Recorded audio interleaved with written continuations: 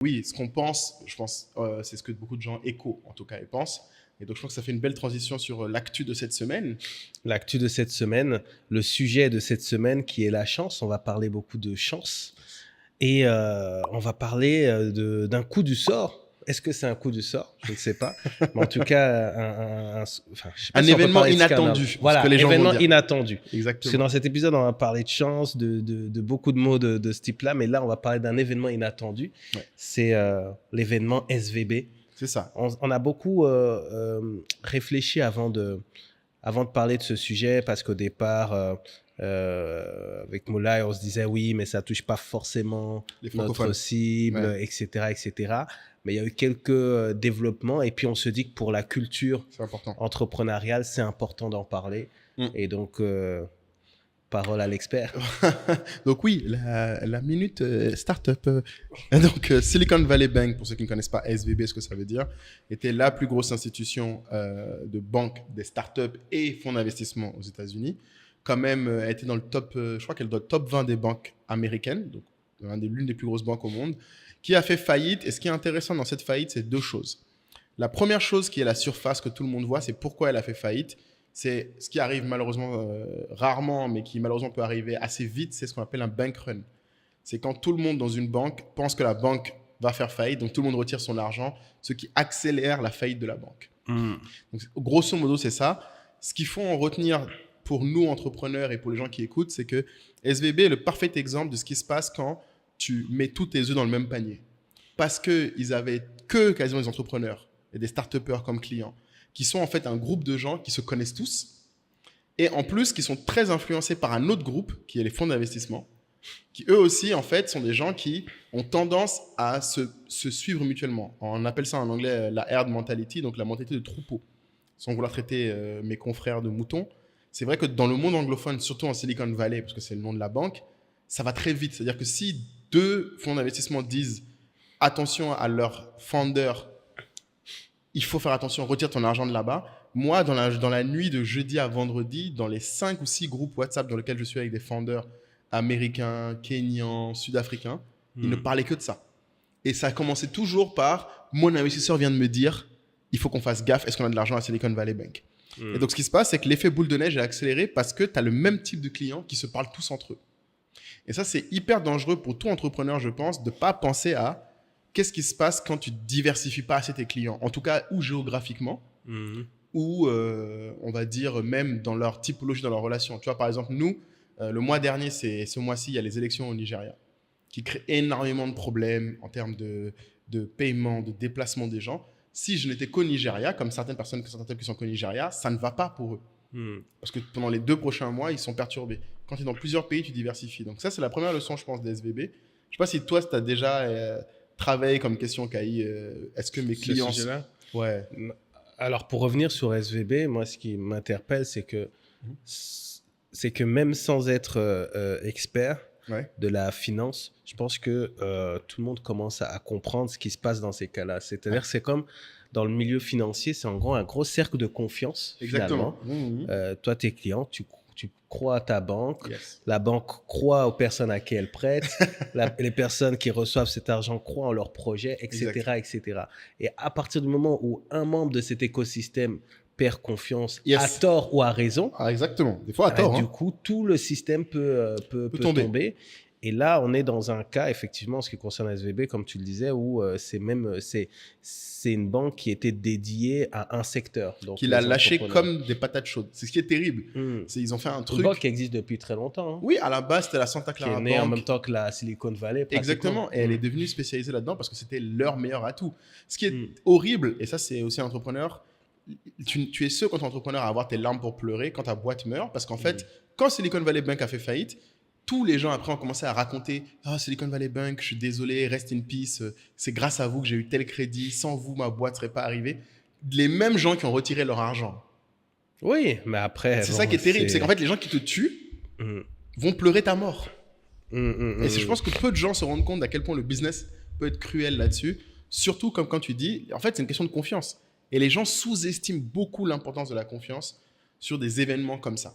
Encore plus dans Silicon Valley Bank où c'était la banque où en fait les banques donnent l'impression d'être des institutions on va dire, très sophistiqué où en fait, non. L'élément numéro 1 d'une banque, c'est que tu as confiance au fait que quand ton argent est là-bas, tu peux le récupérer. C'est ça. Et du coup, l'impact sur l'Afrique, d'abord anglophone, puis l'Afrique francophone. Alors, l'Afrique anglophone, déjà, il faut comprendre qu'il y a beaucoup de fondeurs la majorité ont des fonds qui viennent des États-Unis. En fait, c'est pas compliqué. Je pense que je ne connais pas de fondeurs anglophones dont la maison mère n'est pas au Delaware, donc aux États-Unis, la holding, et où leur cash n'est pas dans une des banques de start-up américaines. Je ne connais pas de fondeurs africains, et pourtant je connais quasiment tous ceux qui ont levé plus de 5 millions, qui soient anglophones. Tout leur argent est dans 3 banques. Silicon Valley Bank, Mercury, First Republic Bank.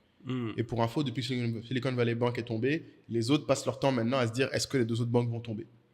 C'est ça. Et ce que j'ai vu, c'est que la plupart vont dans des banques comme JP Morgan pour être totalement sûr. Ils essaient d'être dans les grosses banques. Là, Mercury, du coup, qui est l'une des banques on va dire... Sachant qu'en 2008, c'est des grosses banques qui sont tombées. Mais bon, qu'est-ce que tu veux? Rien n'est sûr. Mais Mercury, par exemple, ce qu'ils ont fait, eux, et c'est là où tu vois que Silicon Valley Bank aurait pu faire mieux, c'est déjà, ils ont parlé à leurs clients.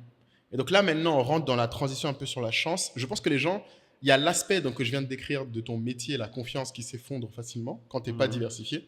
Maintenant, il y a une autre leçon à en tirer pour moi, c'est le mécanisme derrière ton métier, que les gens des fois oublient. C'est-à-dire qu'en tant que banque, il y a 2 choses qui ont fait que Silicon Valley Bank est morte. 1, leur com était nul à chier. Je ne sais pas si tu as vu, toi, en tant qu'expert com, ce qu'ils ont fait. Mais en fait, le contexte, parce que toi, peut-être que tu ne l'as pas vu, c'est qu'en fait, le lundi de la semaine où Silicon Valley Bank est mort, il y a une autre banque qui était liée aux crypto, qui était un peu tech du coup, qui a fait faillite. Et ça, qu'est-ce que ça a créé? C'est que les gens ont commencé à se poser des questions sur Silicon Valley Bank. Et la réponse que Silicon Valley Bank a donnée est la pire réponse. Je pense que malheureusement, ça va être très cliché, mais c'est souvent, les femmes ont toujours dit arrête de faire ça. Et maintenant, je me rends compte, c'est le président de Silicon Valley Bank qui est allé faire une allocution, il a dit aux gens, ne paniquez pas. Ne paniquez pas.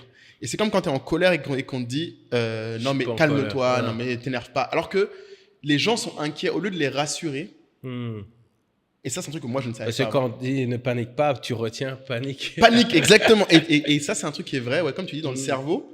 Mais on le dit aussi dans l'éducation des enfants. Si tu dis touche pas à cette prise, il retient prise. Il retient prise. Il comprend pas la négation. Exactement. Et ça, c'est connu d'ailleurs. C'est un truc qu'il faut savoir dans on va dire, le génome humain.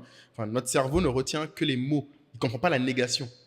Si tu lui dis ne fais pas ça, il retient juste ça. Ne pense pas à un éléphant. Ne pense pas à un éléphant, ben, tu vas penser à un éléphant. Il n'y a rien à faire. Donc, du coup, c'est le danger. Ils ont très mal géré ça. Après, ils ont fait une com en 10 ans, et c'est là où ils ont encore vraiment aggravé le cas, et c'est ce qui a précipité la chute, en fait.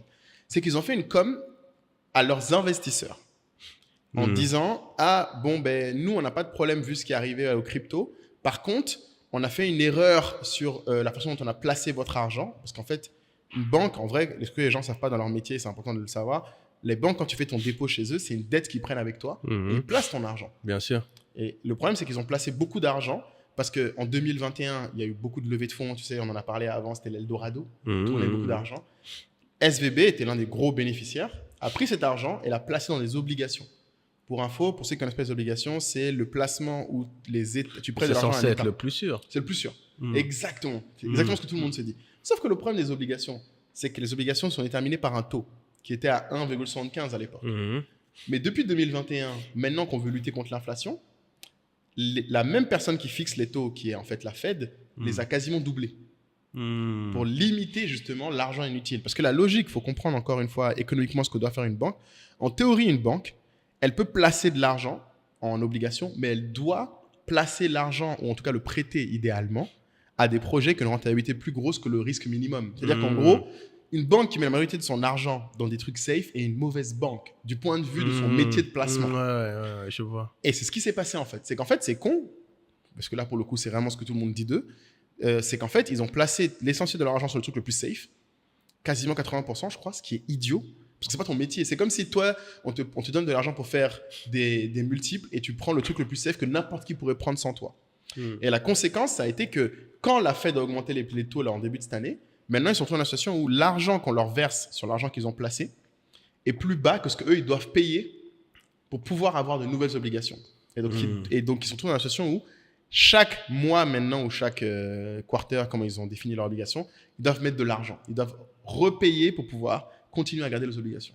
Du coup, imagine, tu es un entrepreneur. Ouais. Je sais pas, allez, on va dire 80% de ton argent qui est dans cette banque qui fait faillite. Déjà, qui fait faillite, on est d'accord? Que se passe-t-il avec mon argent? Bon, là, maintenant, la FDIC a repris, donc l'État américain a repris, les gens vont récupérer leur argent. D'accord. Bon, imaginons quand même, tu perds ton argent. Enfin, ça te fait un gros problème. Ouais. Et si quelqu'un vient te voir et il dit, bon, pas de chance. Pas de chance, oui, exactement. Et alors, tu vois, qu'est-ce que tu dis? C'est pas de chance. Non, ce que moi je dis souvent aux gens, c'est que c'est pas, oui, c'est un accident malheureux, mais après, regarde Mercury Bank aujourd'hui, par exemple, qui est la concurrente de SVB. Qu'est-ce qu'ils ont fait en réponse? Maintenant, ils proposent une option spéciale pour que tu puisses, en laissant ton argent chez eux, ils vont placer ton argent dans différentes banques partenaires. Comme ça, même si eux meurent, les autres banques partenaires qui ont ton argent vont te garantir le remboursement. Moi, je me mets vraiment à la place de l'entrepreneur. Oui, puisque notre sujet aujourd'hui, c'est la chance. Oui, voilà. Okay, chance ou malchance. Ouais. Qu'est-ce que l'entrepreneur peut se reprocher quand sa banque fait faillite? C'est quand même le truc. C'est d'avoir mis tout ton argent dans une seule banque. Petite pause. Alors, je vous ai déjà dit avant que si vous regardez ce podcast, c'est que d'une manière ou d'une autre, vous êtes des gens ambitieux. Et on aime les gens ambitieux. Et je pense que vous savez l'importance de l'entourage. On en a parlé sur tous les formats. Mais souvent, on vous parle du groupe Telegram. Je pense que vous ne réalisez pas ce que c'est. Vous pensez que c'est juste un groupe WhatsApp comme un autre. Pourquoi payer pour rejoindre un groupe WhatsApp avec des gens que vous ne connaissez pas? Déjà, un truc qui est important pour moi à saisir, c'est que bien sûr, il y a accès à Cahier à moi. Et c'est pas un groupe WhatsApp où genre on vient une fois toutes les semaines.